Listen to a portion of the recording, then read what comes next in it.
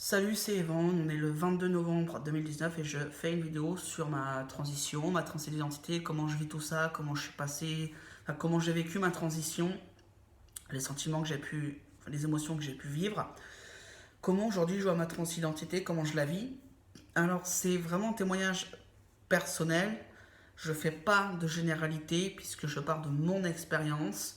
Voilà, donc si vous vivez une chose similaire, tant mieux. Si vous vivez une chose totalement différente, tant mieux.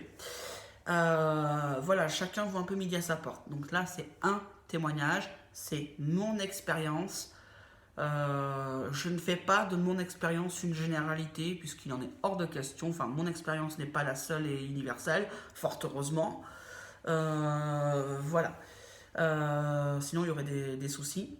Ça, enfin, sinon, ça, enfin, ça serait juste pas top, quoi. Donc voilà. Alors, pendant ma transition globale, je suis passé un peu par tout et n'importe quoi comme émotion. Je suis un peu passé par toutes les couleurs, hein. Voilà. Euh, ouais, j'ai très bien vécu au début le fait de pouvoir m'identifier sur, voilà, pouvoir mettre des termes sur ce que j'étais, que je suis un mec trans, FTM. Voilà, j'étais super content de ça. J'étais super foufou entre guillemets de voilà de pouvoir accéder à tout ça et puis puis j'étais motivé comme pas deux, voilà, à démarrer quelque chose et puis après il y a eu des moments d'inquiétude quand il a fallu appeler, enfin prendre des rendez-vous chez les médecins, avocats, parce que j'avais rencontré une avocate fut un temps pour le CEC, l'ancienne version du CEC, je précise, le changement d'état civil. Voilà, j'ai vécu des moments de pas bien du tout, de grosses déprimes, voire d'hyper grosses déprimes. Quand j'ai eu mon embrouille avec la CPM 29, ça m'a foutu KO, clairement ça m'a foutu KO. Voilà, à un moment donné, si j'avais pas lâché du lest, en fait, après l'audience du TAS, enfin, du tribunal administratif, enfin, voilà, clairement, si j'avais pas lâché du lest, je crois que je serais plus là.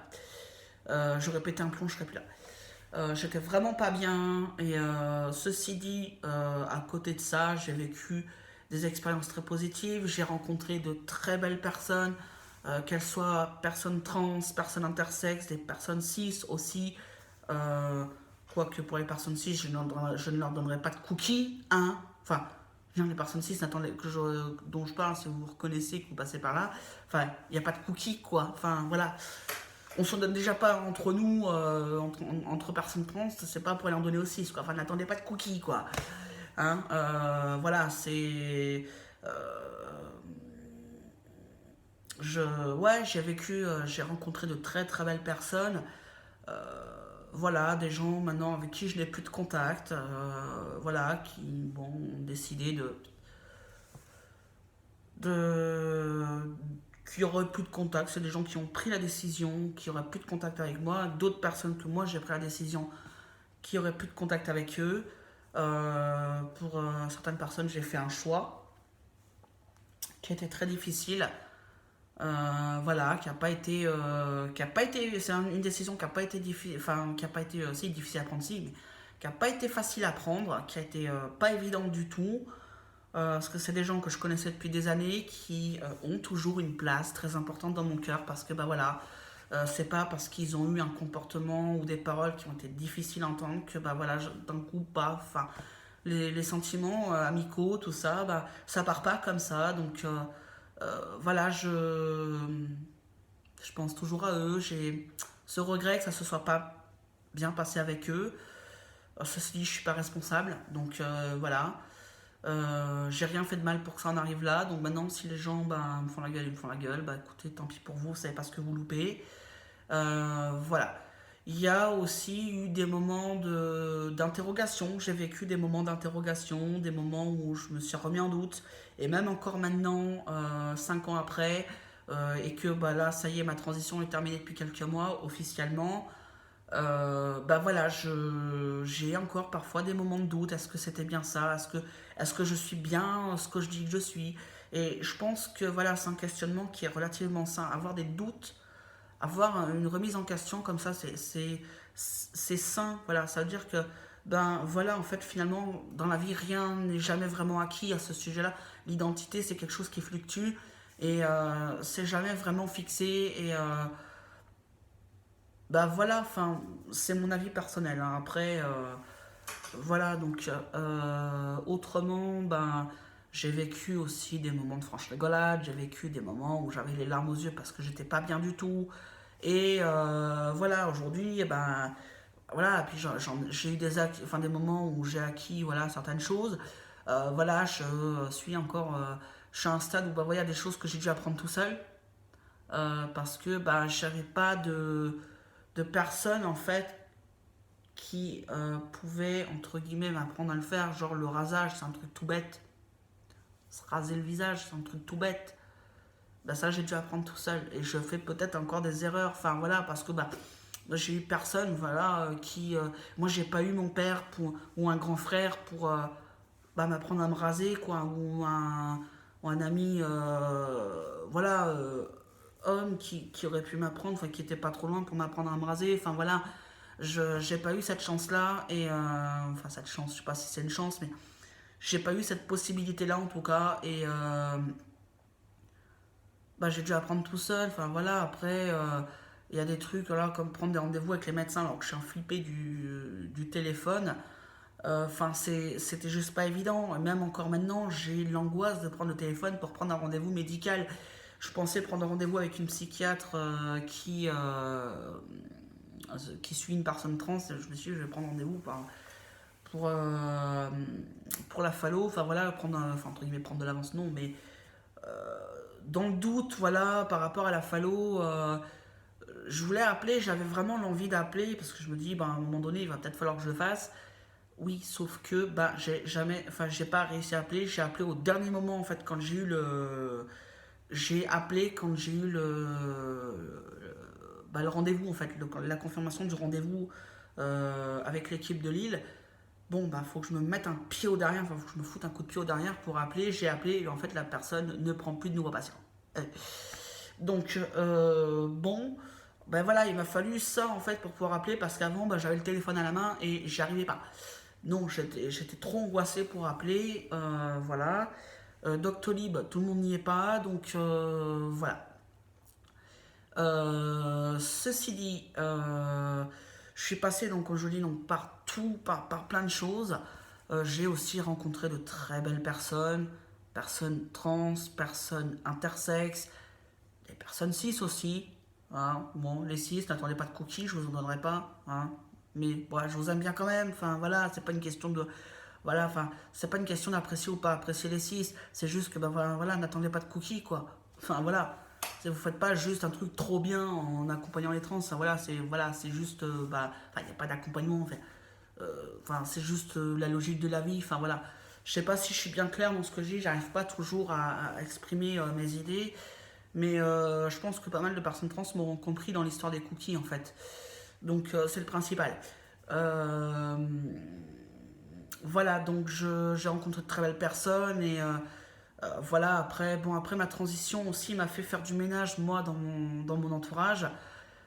J'ai dû voilà, arrêter tout contact avec deux personnes qui pourtant me sont toujours très chères.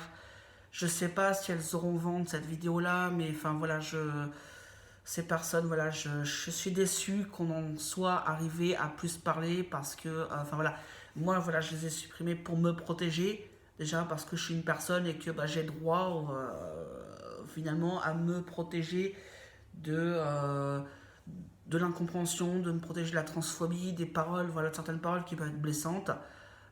J'ai dû le faire pour ça en fait et bon enfin clairement voilà j'en suis déçu parce que bah, c'est des gens qui comptent encore beaucoup pour moi et je commence à avoir les larmes aux yeux les larmes qui montent là parce que bah voilà c'est des gens qui me manquent beaucoup. Voilà enfin maintenant enfin je me dis bah voilà pour me soulager chacun sa vie mais enfin voilà c'est pas toujours comme ça que ça se passe, c'est vrai que c'est pas évident, j'aurais aimé qu'ils fassent toujours partie de ma vie mais voilà, les choses ont fait que c'est pas possible, donc à un moment donné, il faut savoir dire stop. Voilà, il y a des gens, voilà, des interrogations, des gens qui je n'ai pas prévenu de ma transidentité, de ma transition. Toute une partie de ma famille ne le sait pas. En tout cas, dans le sens où je n'ai rien dit parce que j'ai pas envie d'en parler et que c'est des gens à qui je ne parle plus depuis des années. Enfin, on ne se parle plus, voilà, c'est on ne se parle plus depuis des années. Donc, enfin, voilà, il y a eu des choses qui ont été faites par le passé. Bah, voilà, j'ai pas envie de partager ça avec eux. Voilà, après, si s'ils veulent me contacter, si s'ils veulent qu'on en parle, il n'y a pas de souci, ils me contactent. Bien sûr, ne pas m'appeler en numéro privé parce que je ne répondrai pas. Et quand bien même vous appelez en numéro privé, laissez-moi un message que je puisse, enfin voilà, un message avec votre identité, votre numéro de téléphone, que je puisse vous contacter, ou enfin je sais pas, un mail ou quelque chose, que je puisse vous recontacter. Il n'y a pas de souci. Là, je ferai un pas envers vous, mais là, pour l'instant, comme ça, j'en ferai pas. Euh, c'est aussi, voilà, la transition, c'est aussi faire des choix envers sa famille, ses amis, ses proches en général. C'est enfin, des choix qui peuvent être draconiens, mais il faut penser à soi. Pour une fois, il faut penser à soi, il faut être égoïste et c'est pas une honte d'être égoïste. Il vaut mieux être égoïste face à certaines personnes qui, bah voilà, on sait très bien que ça passe pas. Il vaut mieux penser à soi, être égoïste face à eux, puis tant pis, voilà, enfin, euh, ça ira peut-être mieux plus tard, peut-être que ça s'arrangera un jour, mais voilà, pensez à vous, c'est le principal. C'est vous d'abord, les autres après.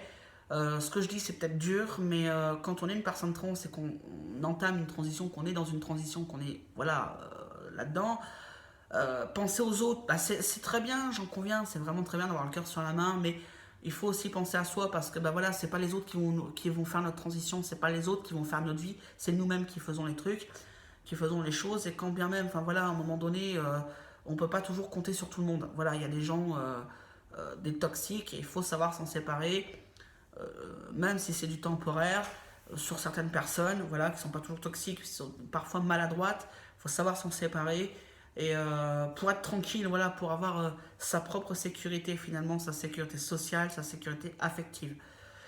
Donc voilà. Aujourd'hui, moi, ma transidentité, je n'ai aucun problème avec. Comme je dis tout le temps, moi, ma transidentité, j'ai aucun problème. C'est les autres qui ont problème avec. Moi, voilà, je suis un mec trans. Je serai toujours un mec trans. Je serai jamais un mec cis. Pourquoi? Parce que, bah, tout simplement, je ne suis pas né masculin avec des génitaux masculins. Je ne suis pas né en ayant une assignation garçon. J'ai été assigné fille à la naissance. Je ne suis pas d'accord avec cette assignation de fille à la naissance. Donc, je suis un mec trans.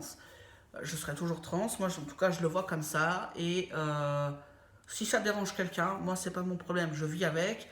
J'en fais pas forcément la promotion, dans le sens où je vais pas le crier sur tous les toits. Mais voilà, ça fait partie de mon identité. À un moment donné, c'est vrai que je dois aussi parler de tout ça. Enfin, il y a un mois de février, j'avais vu un kiné pour les massages des cicatrices. J'avais encore mon numéro de sécu en deux.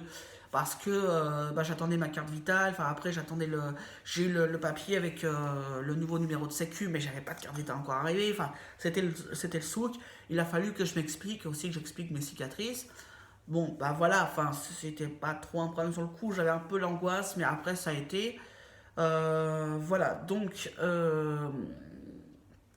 la formation, ma future formation que je vais démarrer, pas la semaine prochaine du coup, mais la semaine d'après, ben voilà, j'avais eu un rendez-vous individuel avec une des formatrices.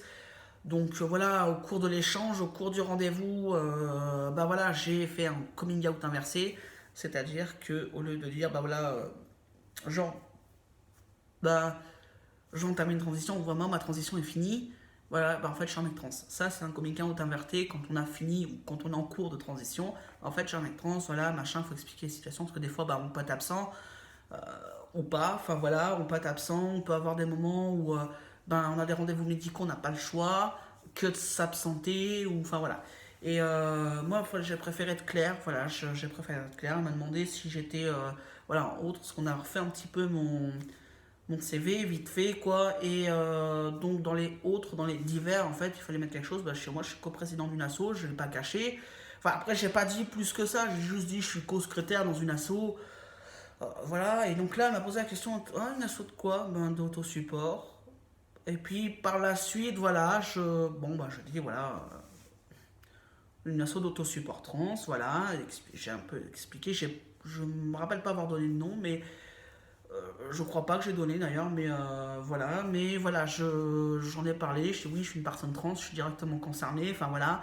Euh, euh, Moi après, bon, comme je dis, par contre, mes papiers sont à jour, donc enfin voilà quoi. Et il n'y a pas eu, j'ai pas senti, en tout cas, j'ai pas senti de jugement, ça s'est très bien passé. Ceci dit, voilà, quand j'estime qu'il faut en parler, j'en parle, autrement, bah voilà, j'en parle pas spécialement. Comme j'ai dit, enfin voilà, j'en fais pas la promotion, bien que je vive très bien ma transidentité, enfin voilà, je n'ai aucun souci avec et c'est le principal quoi. Après, bon voilà, je suis cash, comment enfin je dis les choses. Euh, Bah ouais, enfin voilà, après, je tiendrai peut-être pas ce discours lors de ma formation, ça dépendra de qui j'ai affaire dans le groupe et tout ça. Est-ce que je vais avoir affaire à des gens plutôt open ou tout ça, j'en sais rien, enfin open entre guillemets. Après, je vais peut-être pas forcément parler, sauf si le sujet vient sous le tapis, peut-être que là oui j'en parlerai, mais autrement, enfin voilà. On verra par la suite ce que ça donnera. Euh, donc voilà comment aujourd'hui je vois les choses, comment je vis tout ça. Je sais pas si ma vidéo est vraiment claire dans ce que je peux apporter, enfin dans ce que j'ai pu dire. Si jamais il y a de l'incompréhension, n'hésitez pas à reprendre les points qui vous semblent pas clairs et à m'en parler soit sous la vidéo, soit en discussion, en indiquant le numéro de la vidéo. Là, en l'occurrence, ça devrait être la 18, je crois. 17 ou 18, donc vous regardez le numéro de la vidéo, vous me dites en onglet discussion sur vidéo machin, voilà, numéro 18, et voilà, et on en parle, c'est pas un problème. Si vous avez des questions ou juste envie d'échanger, n'hésitez pas, je suis là pour répondre, hein, voilà, je répondrai peut-être pas tout de suite à votre commentaire ou à votre question, parce que bah voilà, j'ai aussi une vie en dehors, mais dès que j'ai l'accès, enfin dès que je suis sur YouTube, voilà, que j'ai le petit témoin comme quoi il y a quelque chose, il y a un commentaire, tout ça, il n'y a pas de souci, je vous réponds. Allez, ciao ciao, portez-vous bien.